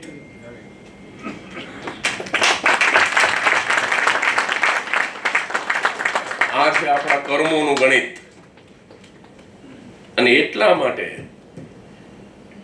માટે કે જો કંઈ જ સાથે નથી આવવાનું, તમે શરૂઆતમાં કહ્યું એમ કે ના, નિરાશ થવાની જરૂર નથી, કંઈક સાથે આવે છે, અચૂક આવે છે, અને એ છે તમારા કર્મ. એટલે જો સારા કર્મો કરીને ગયા હશું તો એનો કંઈક સારો ફાયદો અચૂક મળશે, કારણ કે ઈશ્વરના દરબારમાં દેર છે પણ અંધેર નથી. બાકી તો વાલીને મારી નાખ્યો ભગવાન રામે, તો વાલીએ મરતા પહેલા કીધું ઈ કે મારો ઝઘડો તો સુગ્રીવ સાથે હતો, મેં જે કંઈ કર્યું એ સુગ્રીવ સાથે કર્યું, મેં તમારી સાથે કાંઈ નથી કર્યું, તમે મને માર્યો શું કામ? અને ભગવાનને કાનની બૂટ પકડવી પડી કે તારી વાત સાચી છે બેટા, તો કે હવે એક કામ કર. શું? કે કૃષ્ણ અવતારની અંદર તું જરા નામનો પારાધી થજે, અને મેં તારું કાંઈ ન બગાડ્યું હોય અને છતાં પ્રાચીના પીપળા નીચે જ્યારે મહારાજ કુળના લોકોથી ત્રસ્ત થઈ, મારી જ જ્ઞાતિ મારા જ હગાવાલાથી થાકી દુખી થઈ અને એકદમ જેને કહેવાય કે વિષાદ સાથે હું બેઠો હોઈશ, પગ ઉપર પગ ચડાવીને, અને એ વખતે તું જરા નામનો પારાધી થઈને આવજે વાલી, અને આનો બદલો વાળી લેજે. કે કેમ? તો કે કર્મનો બદલો તો ભગવાનને પણ આપવો પડે છે. ભલા માણસ, ભગવાનના બાપનું ન હાલે, ભગવાનનું ન હાલે. હવે જો ઉપરવાળા જગદીશનું ન હાલે તો આ જગો ઝેરોક્ષ વાળો તો વળી કઈ વાડીનો મૂળો. ભલા માણસ, મારી શું હેસિયત કે કર્મના સિદ્ધાંતની સામે હું ટક્કર લઈ શકું, હું ફેરવા જે નિયમ જે છે એને ફેરવી શકું. જે કર્મનું ગણિત છે, જે જિંદગીનું ગણિત છે, એની એક નાનકડી રકમ પણ હું બદલી શકું, એ હેસિયત નથી મારી. એટલા માટે થઈ અને બરાબર 18 ને 59 સમય અને ભરતી કોઈની રાહ જોતા નથી. અને આ જીવાઈ ગયેલું જીવન છે, આ વંચાઈ ગયેલી કિતાબ છે, આ ભજવાઈ ગયેલું નાટક છે. ગણિતનો દાખલો તો તમે રકમ પૂછી અને ફરીથી નહીં માંડી શકો, ફરીથી તમે પાછા સુધારી અને એને સાચી રીતે ગણી શકો, પણ જીવાઈ ગયેલી જિંદગી એ બીજી વખત તમે રિવાઇન્ડ કરી શકતા નથી.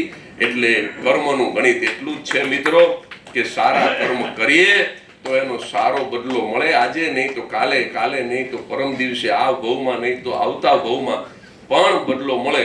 19:00 થઈ ગયા છે. હરિઓમ તત્સત.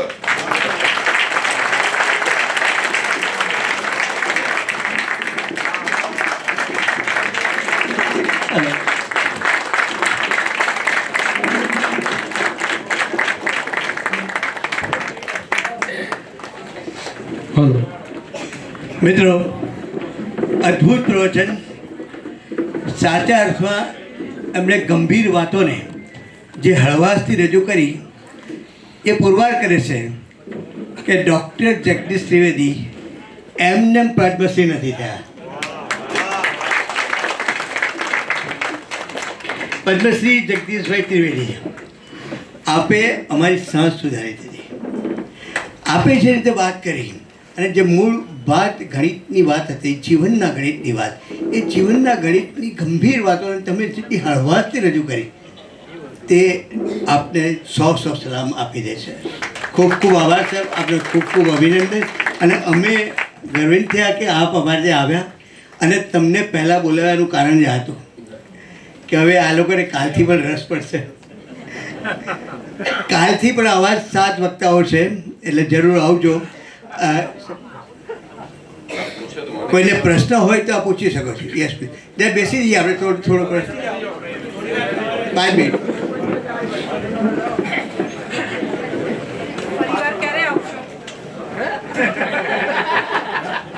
ફરીવાર ક્યારે આવશો? તમે બોલાવો ત્યારે.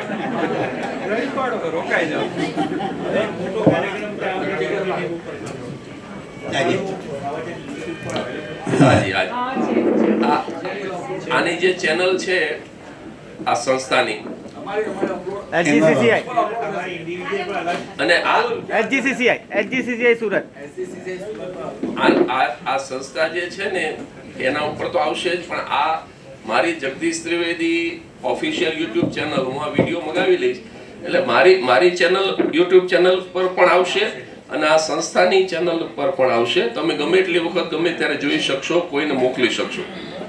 હવે તો વિજ્ઞાનનો સદુપયોગ થાય છે. લાલો પિક્ચર સાહેબ છે ને હમણાં એક મિનિટ, લેડીઝ ફર્સ્ટ. બહુ જ અંતરંગ વ્યક્તિને જાણું છું કે બહુ જ સારી જિંદગી જીવ્યા છે, છતાં બહુ દુઃખ ને અંતિમ સાથે બહુ દુઃખ પડ્યું. આ પૂર્વજન્મના કોઈ કર્મ આપણે જેને જાણતા નથી, આપણને ખબર નથી, ભગવાન આપણને યાદ પણ નથી આપતો અને એ માની લેવાનું કે અમે પિછલા જન્મમાં કંઈ ખરાબ કર્યું એટલે અત્યારે આવું થયું. આ મને કંઈ ખરાબ ગોઠવું નથી. ભગવાન આવું એટલે મેં તમને કહ્યું ને કે જો સજા મળે તો માનજો કે ગુનો કર્યો છે. વાત આટલી જ છે. સંચિત ક્યારે કર્યો તે કેવી રીતે આપણને કંઈ સંચિત પ્રારબ્ધ જે આ 3 કર્મો જે છે ને એમાંનું કોઈ એક કર્મ અત્યારે એનું ફળ આપે છે એવું જરૂરી નથી. જો અમુક વસ્તુ એવી હોય કે આ ભાઈ છે અશોકભાઈ, હવે એને હું થપ્પડ મારું એટલે તરત જ 2 વળગાડે એટલે એનું તરત મને ફળ મળી ગયું, એક ને સામે 2. પણ દરેક કર્મનું તરત ફળ મળે એવું જરૂરી નથી. અત્યારે તમે લાડવા ખાઓ તો લોહી બને 24 કલાક પછી, 2 દિવસ પછી. એવી રીતે ગયા જન્મમાં તમે પાપ કર્યું એનું ફળ આ જન્મમાં મળી શકે છે. દરેકનો પીરિયડ અલગ અલગ હોય છે. બાકી માણસ દુઃખી થયો, ગમે એટલો ભલો માણસ હોય, માણસ દુઃખી થયો એનો સીધો અર્થ કે એને ભૂલ કરી છે ને કરી છે. સંબંધનું ગણિત પર આપણે જે વાત રજૂઆત કરી, બેનની પણ પ્રશ્ન, મારા સેમ પ્રશ્ન જ હતો. પણ મારું એવું કહેવું છે કે એવું કોઈ મેથડ ખરી અથવા તો એવી કોઈ પ્રક્રિયા ખરી કે જેથી આપણે જે કંઈક જાણે અજાણે કંઈક કર્મ કર્યા છે, બરાબર, એ કદાચ આપણી દ્રષ્ટિએ સાચા લાગતા હોય પણ ઉપરવાળાની દ્રષ્ટિએ ખોટા હોઈ શકે, તો એનું કંઈક સુધારો થઈ શકે કે એવું કંઈક કરવાથી એ એના ઉપર કોઈ પ્રક્રિયા કરવાથી સુધારો થઈ શકે? એમાં એવું છે કે તમે પાપ કર્યું અને પછી તમે એમ વિચારો ને કે હું પુણ્ય કરું ને એટલે ઓલું બળી જાય, એ વાતમાં માલ નથી. હા, ના, એમ પ્લસ માઇનસ નો હિસાબ કર્મની થિયરીમાં નથી. તમે પાપ કર્યું એનું ખરાબ ફળ તમારે ભોગવવું જ પડે અને પછી જો તમે પુણ્ય કર્યું હોય તો એનું સારું ફળ પણ તમારે ભોગવવું જ પડે. 60 ડોવાની બસ હરિદ્વાર ગઈ તો ગાઈડે કીધું કે ભાઈ બધા સિનિયર સિટીઝન હતા અને પુરુષો હતા, પણ એ કે અહીંયા બહેનો નાતા હોય ગંગાના કિનારે શ્રદ્ધા અને ભક્તિથી અને કદાચ નજર પડી જાય તો એ કે નજરથી થયેલું એ પાપ ગણાય. તો કે તમે પછી હરિઓમ એમ બોલજો તો એ વાણીથી થયેલું પુણ્ય ગણાય. એટલે ઓલું જે પાપ થયું એ તમે હરિઓમ બોલી નાખ્યું એટલે બળી જાય એવું નથી. હા, તમે કોકનું કરી નાખો 5 લાખ રૂપિયાનું અને પછી મંદિરમાં જઈને લાખ રૂપિયા ચડાવી દો એટલે ભગવાન એવો મૂર્ખો નથી તમને માફ કરી દે. ભલા માણસ ભગવાનને કદી ખબર છે કે આ 5 લાખનું બૂચ મારીને આવ્યો છે. આ લાખ રૂપિયા આપીને મને મનાવા આવ્યો તો ભગવાન, નાનું છોકરું નથી માનતું, આવડો મોટો ભગવાન માને? એને બધી ખબર. પણ એમાં થયું એવું કે એ ડોહા 60 વિતરે એમાં એક બાપાને તો કારણ વગર આખો દી હરિઓમ બોલવાની ટેવ. એ 5 ડગલા આયલા નમથે નમથા બોલ્યા એ કે હરિઓમ તો 59 કે કઈ બાજુ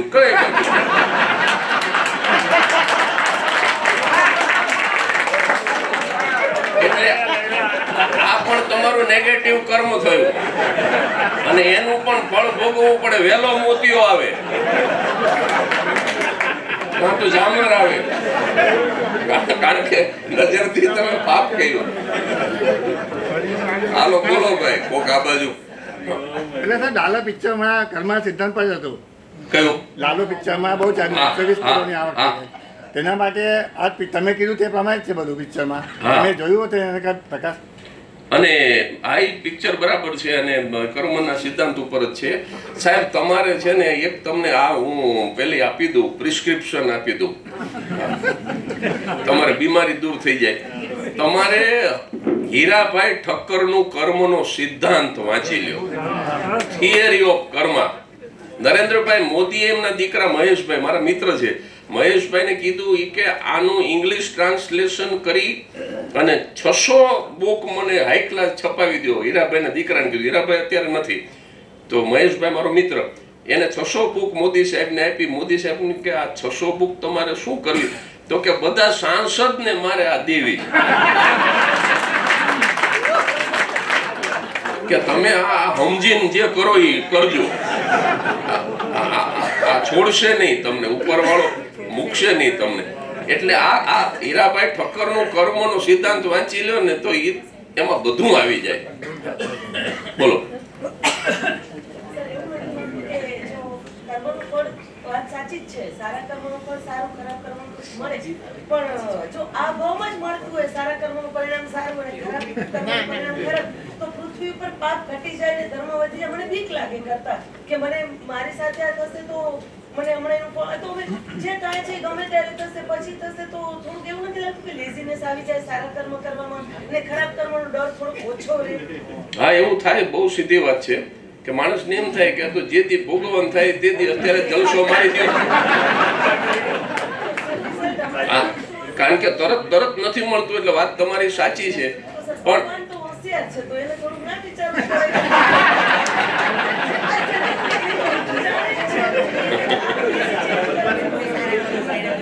હવે એમાં એવું છે ને કે હું જયારે જઈશ ને ત્યારે પૂછી જોઈશ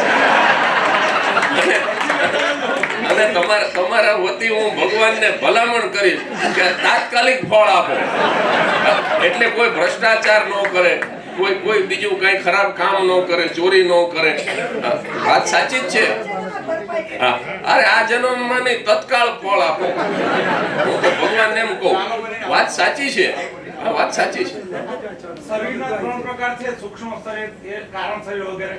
એવી રીતે કર્મના 3 પ્રકાર છે, તો કર્મ કયા શરીરને કયું કર્મ? એટલે બહુ હું પાછો એટલું બધું ઊંડો ઉતર્યો નથી.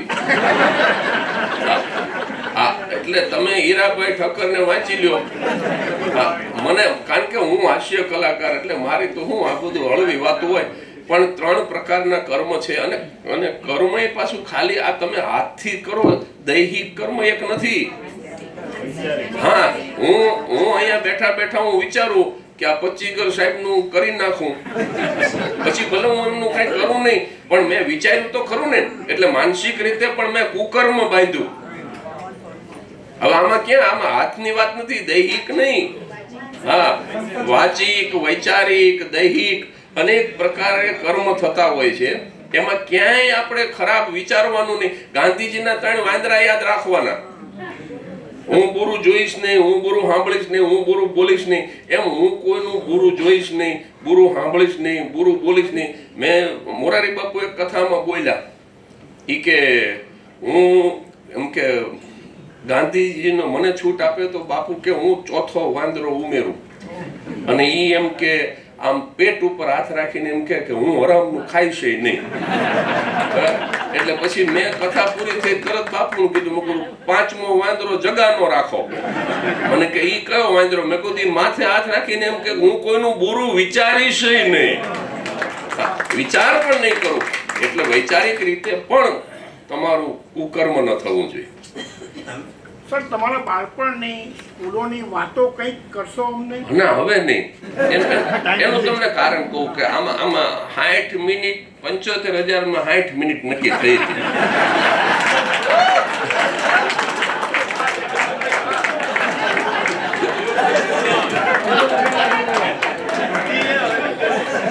હું તો આનંદ કરું છું. મારે તો આ 75,000 દાન કરી દેવાના છે. પણ મારે એક ઠેકાણે જમવા જવાનું છે અડાજણ, અને પછી મારે ટ્રેન પકડવાની છે. પણ બીજી વખત જ્યારે આ સંસ્થા કે કોઈ પણ સંસ્થા જ્યારે મારો કાર્યક્રમ કે મારું વક્તવ્ય રાખે ત્યારે ચોક્કસ તમે આવજો.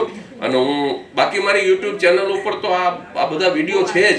ઘરે જઈને તમે Jagdish Trivedi official YouTube channel તમે સર્ચ કરજો તો આ બધા જ આ સફેદ પહેરવાનો વિચાર કેવી રીતે આવ્યો ત્યાંથી માંડી અને બધી જ વાતો એમાં છે જ, પણ છતાંય બીજી વાર મળશું ત્યારે ચોક્કસ. તો મિત્રો હવે સાહેબે ટ્રેન પકડવાની છે પ્લીઝ. હા હા, બોલો બોલો. જગદીશભાઈ, તમને તમારો લાભ અમને મળ્યો એ માટે આ બધાનો તો આભાર માનીએ જ છીએ, પણ સૌથી વધુ આભાર અમે તમારા ટીચરો જેણે 11માં તમને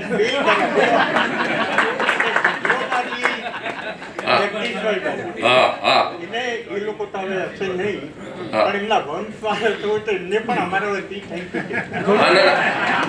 એક મંદિરમાં એક ભાઈ ઘંટ વગાડતો તો નવા ટ્રસ્ટી આવ્યા, તે એને નક્કી કર્યું કે ભાઈ આપણે આ અભણ કર્મચારીઓ ન જોઈએ, કે ગ્રેજ્યુએટ તો ઓછામાં ઓછા હોવા જોઈએ, તો ઓલા અભણને કાઢી મૂક્યો અને એ બિચારો તલ્લીન થઈને ઘંટ વગાડે. હવે એવો આરતીમાં લીન થઈ જાય, આંખમાંથી આંસુ અને ઘંટ વગાડતો, હવે એને કાઢી મૂક્યો ને ઓલો ગ્રેજ્યુએટ આવ્યો, એ તો આમ મશીનની જેમ વગાડે, પણ પછી ઓલાને કાઢી મૂક્યો, એને મંદિરની સામે શ્રીફળની ચૂંદડીની ભગવાનના ફોટાની દુકાન કરીને એમાંથી ફેક્ટરી કરીને પછી તો અબજોપતિ થઈ ગયો. ઓલા ટ્રસ્ટી મરી ગયા, નવા ટ્રસ્ટી આવ્યા અને પછી મંદિર બાંધવાનું આવ્યું તો કે અમારે દાનની જરૂર છે, તો કે ઓલા એક ઉદ્યોગપતિ છે, મોટું કારખાનું છે, એની પાસે જાઓ.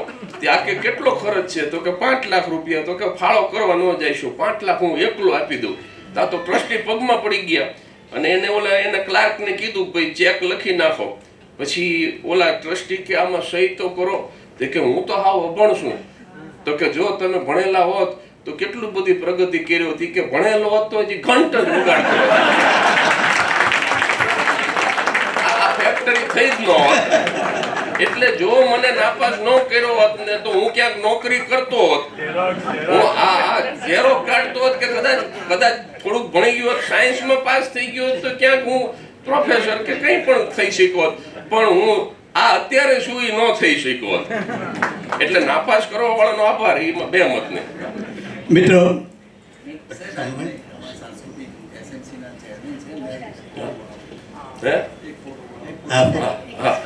ફોટા તો છે ને ભાઈ, તમારે જેટલા ને પડાવો એ બધા આવજો, હું અહીંયા ઊભો રહીશ અને બધા ફોટા લઈને જાજો. એના ચેરમેન છે સુરત મહાનગરપાલિકા. વાહ, વાહ,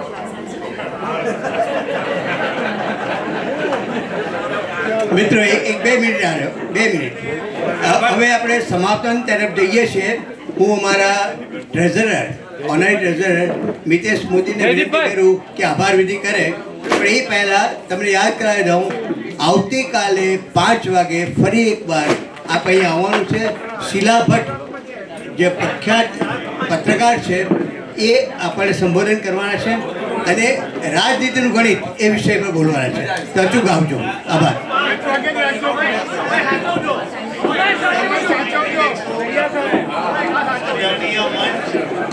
પદ્મશ્રી ડૉક્ટર જગદીશભાઈ ત્રિવેદી આજના વક્તા, આપ સૌ મોટી સંખ્યામાં હાજર રહ્યા. કર્મનું ગણિત એમણે સમજાવ્યું. આ જીવનના ગણિત મહોત્સવની આજની પહેલી શૃંખલામાં આપણે અઢળક સફળતા મેળવી છે. આવતીકાલથી આપણે ફરીથી મળીશું. હું દરેકનો ખૂબ ખૂબ આભાર વ્યક્ત કરું છું. ખૂબ ખૂબ આભાર. Thank you very much.